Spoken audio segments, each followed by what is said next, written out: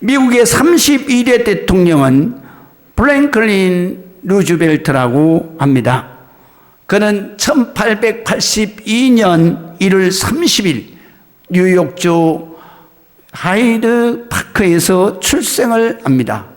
그리고 1933년 3월 4일 날 드디어 미국의 대통령으로 당선이 되어서 1945년 4월 2일 그가 죽을 때까지 미국의 대통령, 특별히 미국에는 대통령을 재선밖에는 못해요. 그 재선밖에 못하는데, 그러니까 처음 이제 4년, 그 다음에 재선에서 4년, 8년 하는데, 그런데 미국 국민들이 이분이 잘해야 재선을 시켜주고, 트럼프 대통령 같이 재선을 못하는 사람도 많이 있습니다. 그래서 4년만 하는 사람도 많이 있죠. 지미 카터 대통령도 4년밖에 못했습니다. 그런데 이 루즈벨트 대통령은 4년 또 8년 이렇게밖에 못하는데, 그래서 그렇게 했을 뿐만 아니라 바로 재선도 되고 3선도 되고 4선까지 했어요. 그래서 미국에서는 아주 유일한 그러한 4선 대통령입니다.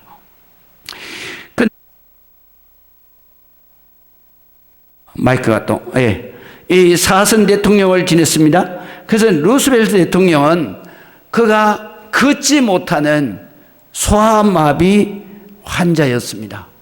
참 불구였습니다. 장애인이었죠.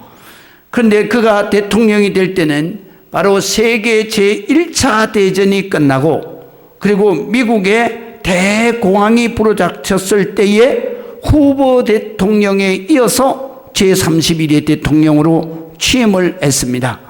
그 당시에 바로 미국은 세계 제1차 대전을 하면서, 그러면서 모든 군수 물자의 생산 기지가 미국이었습니다.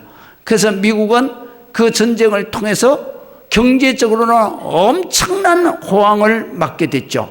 그렇게 맞게 됐는데 전쟁이 끝났습니다. 그래서 연합군의 승리로 끝나고 나니까, 그러니까 미국에 그 세워졌던 수많은 공장들, 회사들이 다 부도가 납니다.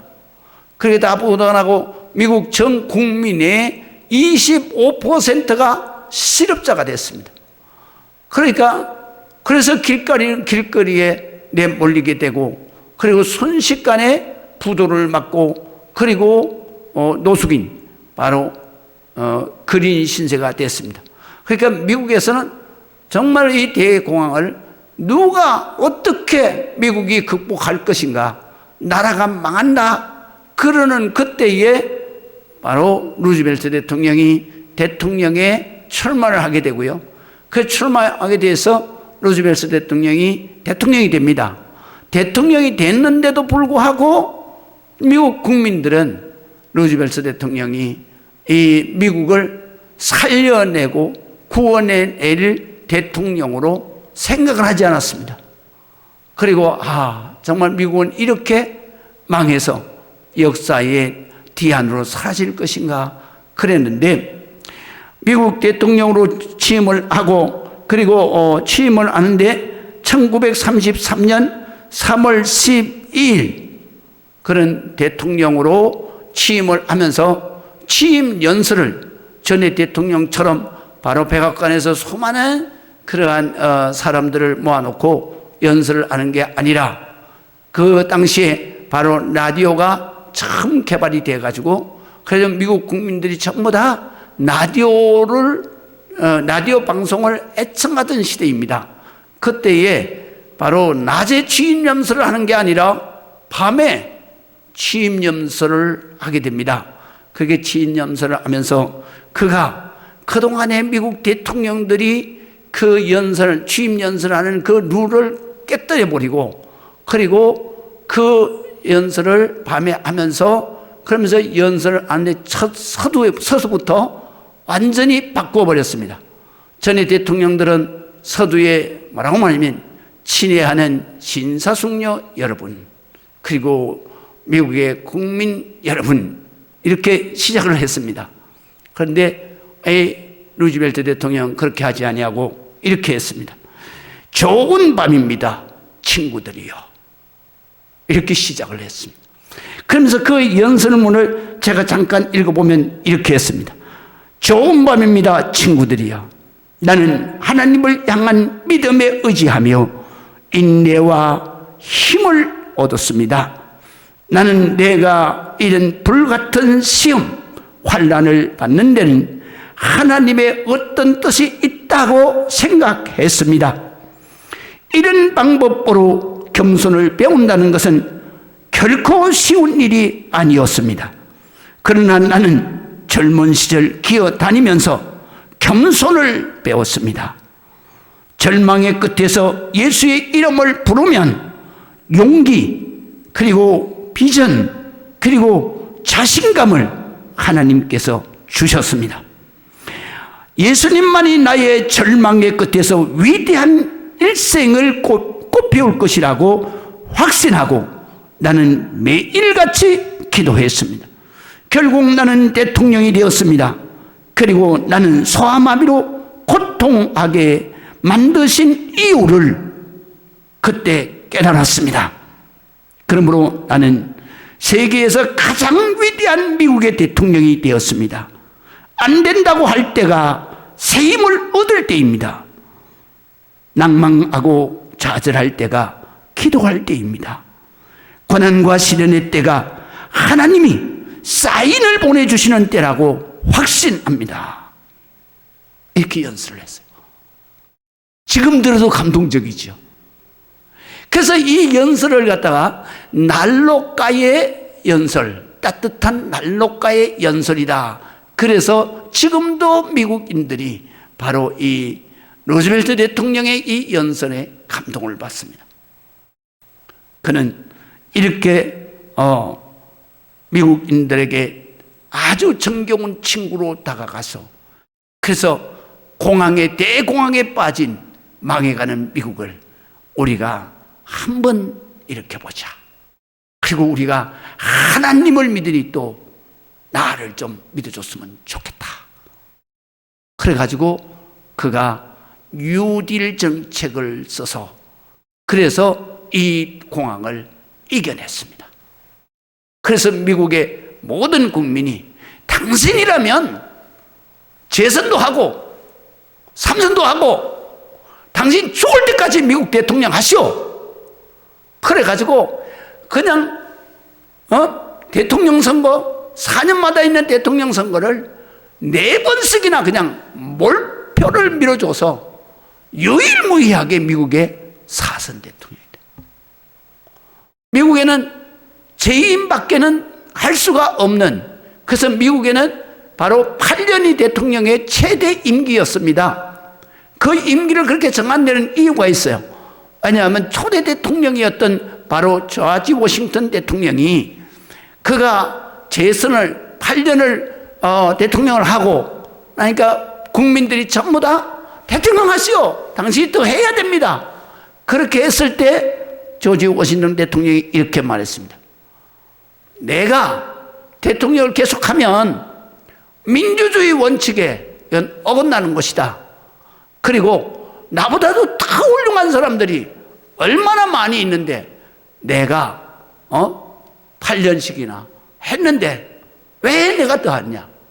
다른 모든 능력을 갖춘 사람들에게 이 자리를 오를 수 있는 기회를 내가 뺏지 않을 것이다.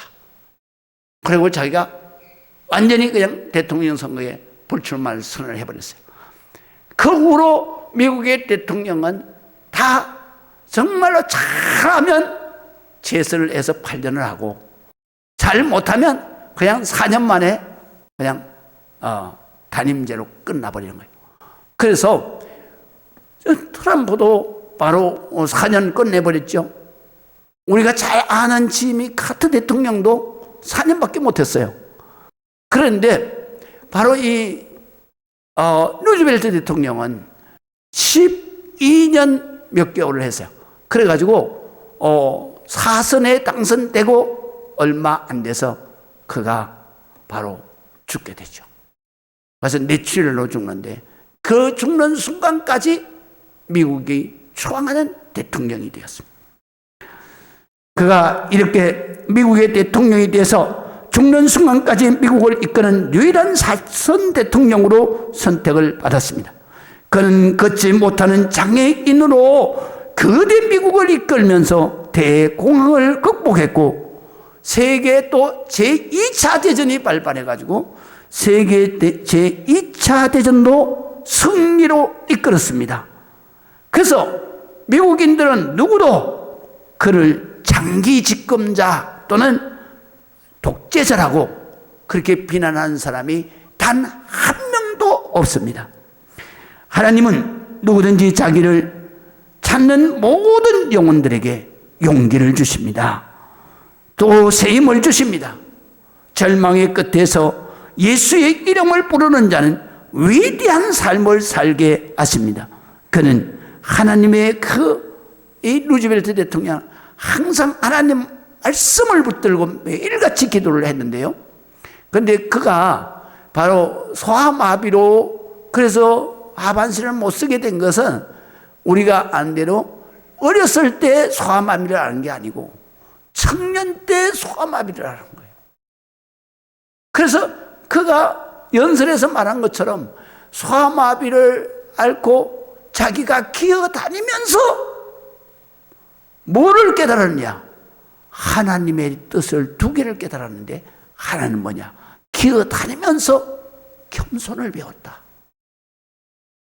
사실은 이거 쉬운 게 아니에요. 여러분 기어서 이렇게 엎드려서 한번 사람을 보세요. 그럼 다 높이 있잖아요. 그런데 모든 사람이 정상적으로 사는데 그런데 나는 정말로 내가 이렇게 하반신을 못 쓰고 끼어다니면서 이렇게 내가 일생을 어떻게 살아? 그리고 기어다니면서 그 서 있는 높이 있는 사람들 얼굴을 쳐다볼 때마다 얼마나 절망적이고 좌절하고 그리고 인생을 비관하겠습니까? 근데 루즈벨트 대통령은 기어다니면서 뭐를 배우느냐? 겸손을 배웠다 그랬어요. 겸손을. 이야, 겸손이란 게 뭐예요? 모든 사람이 다 나보다도 참 훌륭하다. 그러면서 자기가 그게 기어다니면서 모든 사람을 정말로 높이 보고 그리고 자기의 처신을 바로잡는 겸손함을 배웠다는 거예요. 놀라운 거 아닙니까? 그리고 또 연설에서 말을 했는데 그 연설의 말을 보면 내가 그 소아마비로 그렇게 절망의 끝에 서 있을 때 예수의 이름으로 부르면서 기도했을 때 뭐를 깨달았느냐? 이 고난에도 고난의 이면에 하나님이 나를 향해서 계획하신 귀한 뜻이 있다는 사실을 깨달았다는 거예요. 그러면서 그가 연설 속에서 뭐라고 말하냐면 이렇게 말해요. 아니 이런 방법으로 그러니까 소아마비가 돼서 자기가 걷지 못하는 극한 불구의 몸으로 하나님의 뜻을 깨닫고 그 다음에 자기가 정말로 자기 수양을 해서 모든 사람 앞에 자기가 몸을 낮추고 마음을 낮추고 겸손하게 사는 삶을 깨닫는 거, 이거는 바로 그가 연설 속에서 이렇게 말했어요. 이런 방법으로 겸손을 배운다는 것은 결코 쉬운 일이 아니었습니다. 그러는 거예요. 쉬운 일이 아니죠. 그런데도 이렇게 해서 하나님 앞에 정말로 인정을 받고 미국의 위대한 정말 유일무이한 그러한 사선 대통령으로 지금까지도 존경을 받는 그런 인물이 된 것입니다. 그가 이렇게 불구가 돼서 그래서 날마다 하나님 앞에 기도할 때 절망의 끝에서 주의 이름을 부를 때 그때 히브리서 12장 12절을 그가 13절까지 항상 좌우명 성구로다가 그것을 날마다 외면서 그러면서 암송하면서 기도를 했다는 거예요. 그 성구가 뭐냐면 이렇게 기록되어 있습니다. 히브리서 12장 12절에 보면은 그러므로 피곤한 손과 연약한 무릎을 일으켜 세우고 너희 발을 위하여 곧은 길을 만들어 저는 다리로 하여금, 그러니까 저는 다리, 정말 쓰지 못하는 이 다리로 하여금 어그러지지 않고 고침을 받게 하라. 그 말씀을 붙들고 그 불구몸, 정말로 이 힘든 그러한 때에 하나님의 뜻을 깨닫고, 그리고 거기에서 자기가 하나님의 말씀으로 어떻게 세상을 살아야 되나 겸손을 터득했던 그러한 위대한 인물이었던 것입니다. 우리는 이러한 위대한 사람들도 있다는 사실을 알아야 돼요. 우리는 이런 젊을 때 이런 정말로 이런 엄청난 일을 만나게 되면 누구나 다 할 것 없이 어떻게 해요? 왜 나만 겪는 고난이냐고 원망할 거 아니에요. 자질할 거 아니에요. 절망할 거 아니에요. 그리고 극단적인 선택도 썩지 않잖아요. 그런데 우리 하나님의 백성은 생각이 달라야 합니다. 마음이 달라야 합니다. 내가 정말로 극복할 수 없는, 감당할 수 없는 그 엄청난 시련이 온다 할지라도 그 시련 이면에 있는 하나님의 계획하심, 나를 향한 하나님의 뜻, 그것을 깨달아야 되는 겁니다. 그리고 그 가운데서 정말로 내가 하나님의 사람으로 내가 위대하게 살아갈 수 있는 삶의 태도를 깨달아야 되는 것입니다. 그럼에도 나는 어떻게 하나님 앞에 부끄러움 없는 삶의 태도를 가지고 일생을 살아갈까? 이것이 바로 우리 성도들이 가져야 할 마음의 가짐인 것입니다. 오늘은 우리 하나님께로부터 받은 루즈벨트 대통령과 같은 절망의 끝에서 예수의 이름으로 살아난, 예수의 이름으로 인생을 바꾼 그런 두 분을 우리가 성경 속에서 만나게 되는데요. 오늘 첫 번째 분은 32절에서 35절을 보겠습니다. 그때에 베드로가 사방으로 두루다니다가 루다에 사는 성도들에게도 내려갔더니 거기서 애니아라 하는 사람을 만나매 그는 중풍병으로 침상 위에 누운 8해라.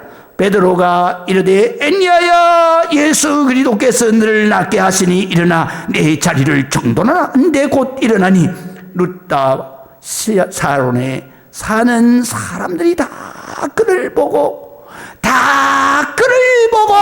주께로 돌아오니라. 애니아의 그 고난, 8년 동안 병상에서 누워있어. 모든 행동이 안 되는 거죠. 8년 동안 그냥 누워 있었어요. 편안한 가운데 누워 있었어요. 아니잖아요. 중풍병으로 온 몸이 정말로 뼈를 깎는 그런 고통이 매 순간 오는 거예요. 그리고 또 뿐만 아니라 얼마나 그 고통, 시리고 아픈 고통이 순간순간 올 때 이러면 그걸 어떻게 8년 동안 참아냅니까? 자기가 움직일 수 없으니까 참아낸 거죠. 움직였다 그러면 이 사람이 살 수 있겠습니까? 못 사는 거죠. 제발 나 좀 죽여달라고 그랬을 거예요. 그런데 이 애니아라는 사람도 역시 루스벨트 대통령처럼 그 상황 속에서 기도했던 거예요. 그래서 하나님이 그 8년 동안의 그의 부르짖음을 들으신 거예요. 그래서 애니아도 역시 바로 그의 인생을 통해서 하나님의 그 고난의 이면에 있는 하나님, 자기를 향해서 하나님이 가지고 계신 하나님의 뜻을 깨달은 거예요. 그것이 오늘 성경에 있는 거예요. 베드로가 사방을 두루다니면서 전도하다가 루다에 사는 성도들에게 신방 알아 내려간 것입니다. 그때 루다에 베드로가 내려가게 된 것은 하나님의 계획이 있었습니다. 그곳에 바로 8년 동안 누워서 고통의 삶을 사는 애니야, 그 애니야를 꼭 내가 만나야 된다. 그래서 베드로를 바로 이 루다로 내려보낸 것이죠. 그래서 그곳에 예수님을 꼭 만나야 할 절망의 끝에 있는 한 사람이 있었습니다. 바로 오늘 소개되는 사람이죠. 그를 통해서 하나님은 놀라운 계획을 두 가지를 가졌는데요. 하나는 뭐냐면 루다를 통해서 주 예수의 이름을 부르는 자는 다 구원을 받으리라.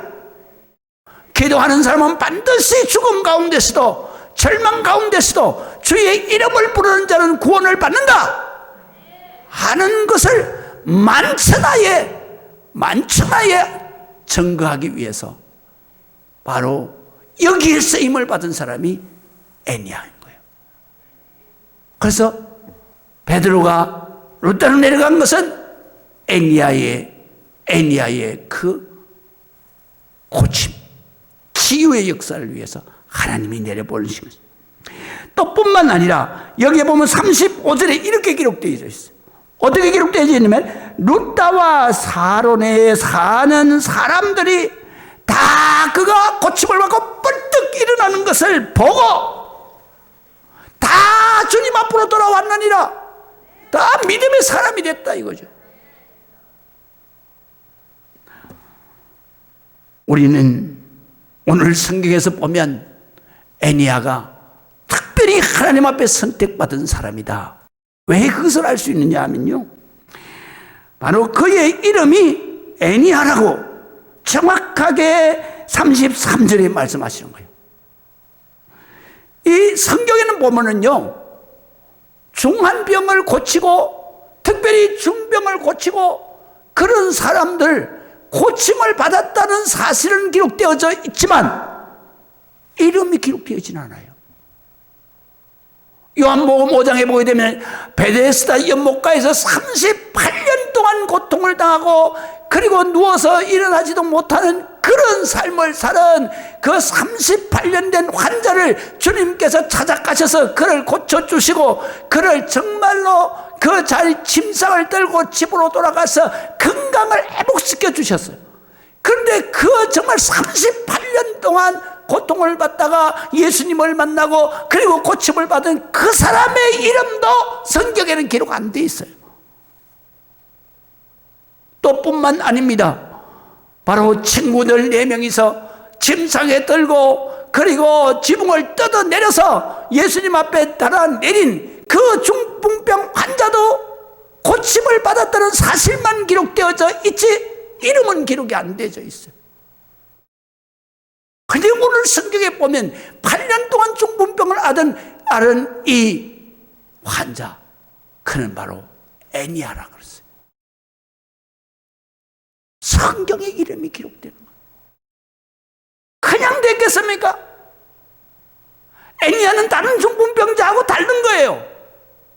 8년 동안에 하나님 앞에 누워서 그 절망의 끝에서 하나님 앞에 부르짖고 기도하고 루즈벨트 대통령처럼 거기에서 그가 정말로 주의 이름을 부르면서 내가 이런 상황 가운데서 내 인생의 삶의 태도를 배워 겸손을 배워 그리고 또 그렇게 기도하면서 하나님이 이 절망으로 나를 내모시는 여기에는 하나님의 분명히 살아계신 하나님의 어떤 계획하심이 있다.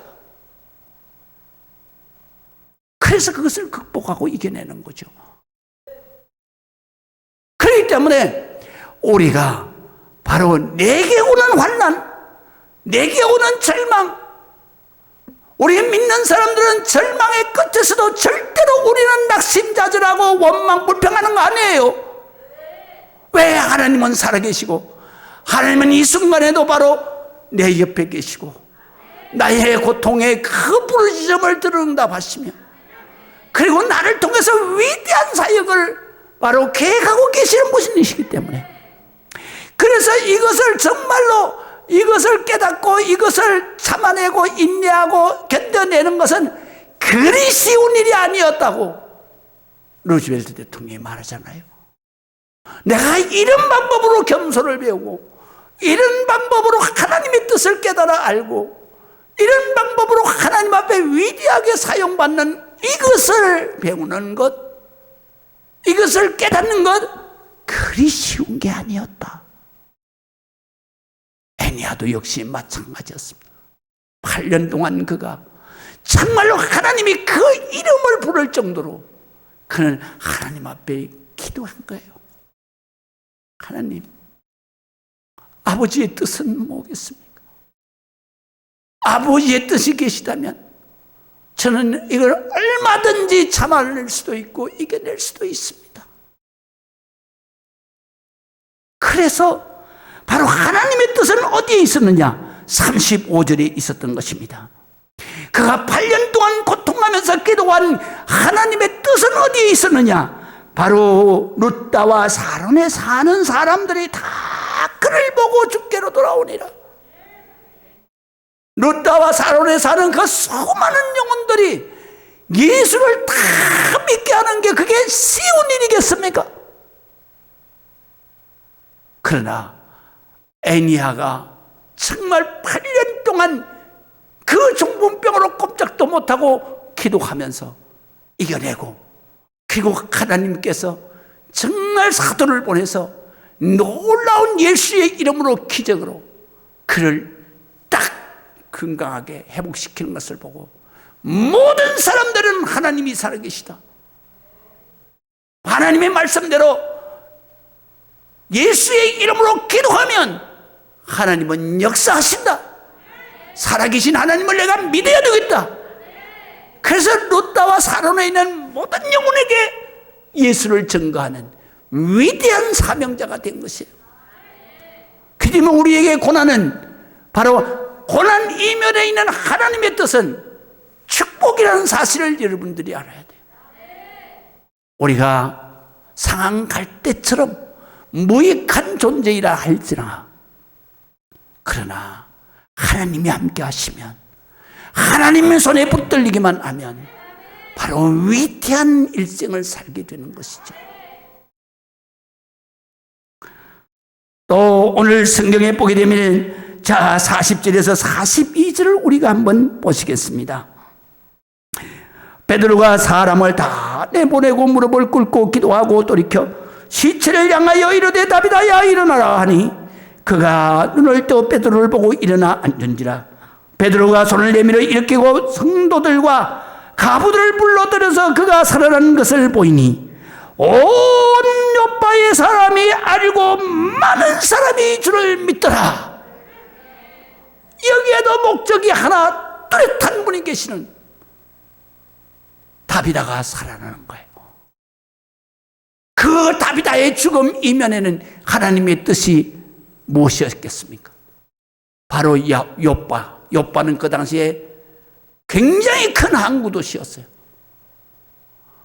그 항구 도시에 있는 수많은 사람들이 바로 다 예수를 믿게 되는, 그거를 위해서 다비다가 죽음의 끝, 바로 절망의 끝에서 하나님 앞에 부르짖고 그 죽음의 고통을 당하면서 거기에서 살아남으로, 그래서 모든 사람이 예수를 믿는 전도자, 축복자, 증인이 된 것입니다. 그러면서 이걸로 끝나는 게 아니에요. 바로 애니아나 또는 다비다의 삶이 바로 오고 오는 세대에 하나님의 메시지를 증언하는 거예요.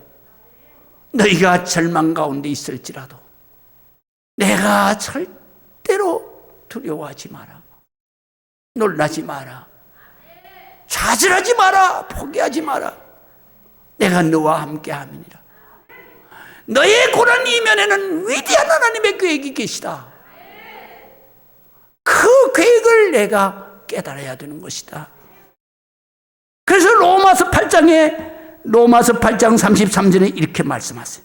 하나님의 백성은 말이죠, 누가 너희 하나님께서 택하신 자를 고발하리요? 의롭다 하시니는 하나님이시니 누가 정죄하리요? 죽으실 뿐만 아니라 다시 살아나시니는 그리스도시니 그는 하나님의 우편에 계신 자요 우리를 위하여 강구하는 자시니라.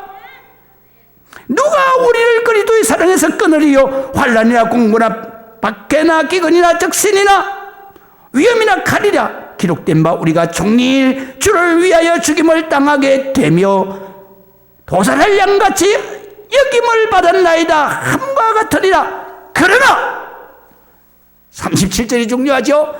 그러나 이 모든 일에 내 고난과 내 그 절망 좌절 그 모든 일에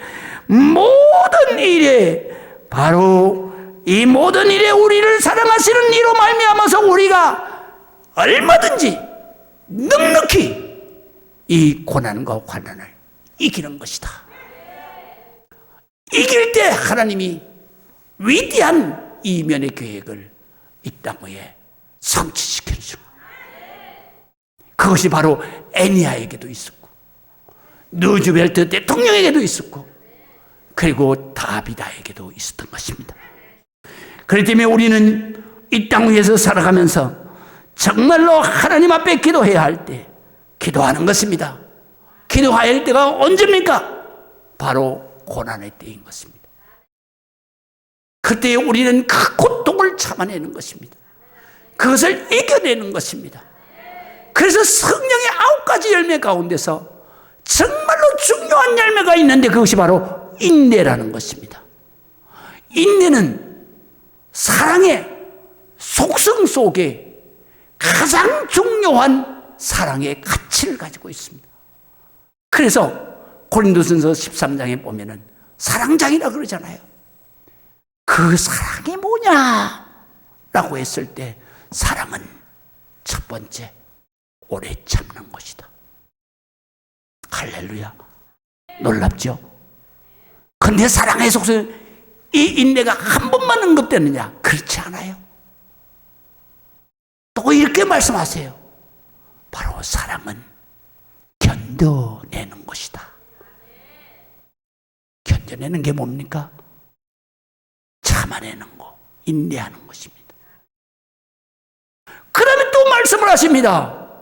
바로 너희가 이런 정말로 죽음과 같은 고난과 환난을 당하고 내가 그 절망의 끝에 있을지라도 내가 끝까지 이겨내는 것이 바로 사랑이다. 할렐루야. 이겨내는 거, 견뎌내는 거, 그 다음에 참아내는 거, 오래 참는 거, 그것이 바로 우리 하나님은 사랑이신데 기독교의 가장 중요한 핵심가치 사랑의 바로 속성이 인내라는 것이다. 인내하고 참아내고 견뎌내고 이겨낼 때 하나님의 고난의 이면세계의 뜻이 우리에게 이루어지는 것이죠. 그때는 루즈벨트 대통령처럼 위대한 일생을 사는 거예요. 애니야처럼 그 루다와 그리고 샤론에 있는 모든 영혼들에게 예수를 증거하는, 그리고 모든 영혼이 주의 이름을 부르며 구원을 받는 대역사, 증인의 축복자가 되고 사명자가 되는 거예요.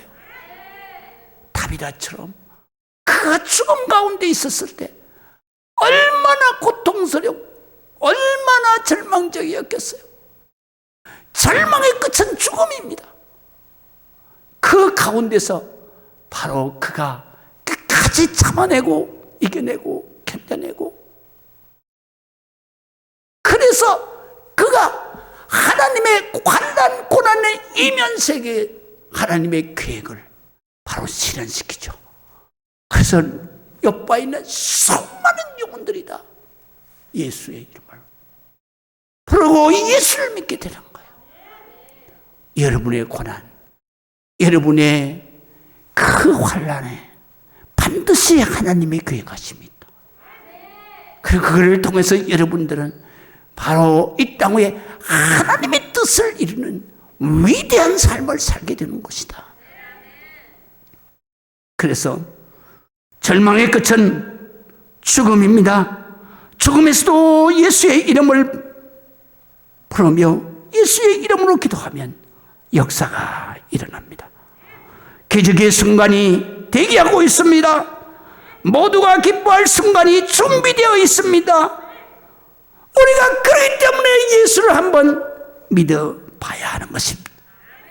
그리고 고난과 역경에 대일수록 우리는 자질 절망하지 아니하고 하나님의 뜻에 분명히 계실 것이다. 이것을 통해서 내가 겸손을 배워야 되겠구나. 이것을 통해서 내가 인내를 배워야 되겠구나. 그리고 이것을 통해서 내가 하나님의 사랑을 깨달아야 되겠구나. 이런 은혜자가 되시기를 주의 이름으로 축원합니다. 왜 절망하시고 왜 삶을 포기합니까? 하나님은 살아계십니다. 예수님은 그의 이름을 부르며 기도하기를 기다리고 계시는 것입니다.